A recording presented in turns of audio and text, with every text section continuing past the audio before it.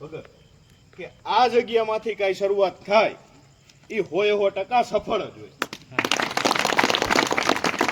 ત્યારે આજની આ મીટિંગમાં ઉપસ્થિત આપણા ભગત, આ સમિતિના પ્રમુખ દેવાંગભાઈ, ભાઈ ડાંગરભાઈ, ડોક્ટર સાહેબ, બક્ષીપંચ મોરચાના લોધિકાના પ્રમુખ ભાઈ તથા વડીલો તથા મારા યુવા ભાઈઓ,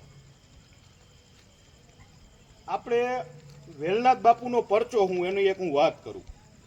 જ્યારે 2022માં આપણે હનુમાન જયંતિના દિવસે પહેલા આપણે વેલનાથ બાપુની શોભાયાત્રા કાઢતા, જે એનો નિર્વાહન દિવસ હતો, અને 2022થી અષાઢી બીજના દિવસે વેલનાથ બાપુની જન્મ જયંતિ છે. એટલે 2022થી આ પ્રણાલી ચાલુ થઈ કે વેલનાથ બાપુના જન્મ જયંતિના દિવસે આપણે શોભાયાત્રા કાઢી. ત્યારે વેલનાથ બાપુનો પરચો એનું ભગત એક ઉદાહરણ આપું કે માનો કે એક પ્રથા ચાલુ થઈ ગઈ હોય ને, આપણે કેમ જન્માષ્ટમી છે તો આપણને ખબર જ હોય કે સાતમ આઠમનો મેળો છે, કોઈને કહેવા ન જવું પડે, બધા એની રીતે જાય જ. 2022 સુધી આવી પ્રણાલી ચાલતી કે જ્યારે શોભાયાત્રા નીકળવાની હોય સ્વયંભૂ રીતે લોકો એમાં જોડાતા. અને 2022માં એ પ્રથમવાર જન્મ જયંતિની અષાઢી બીજના દિવસે શોભાયાત્રા નીકળવાની હતી.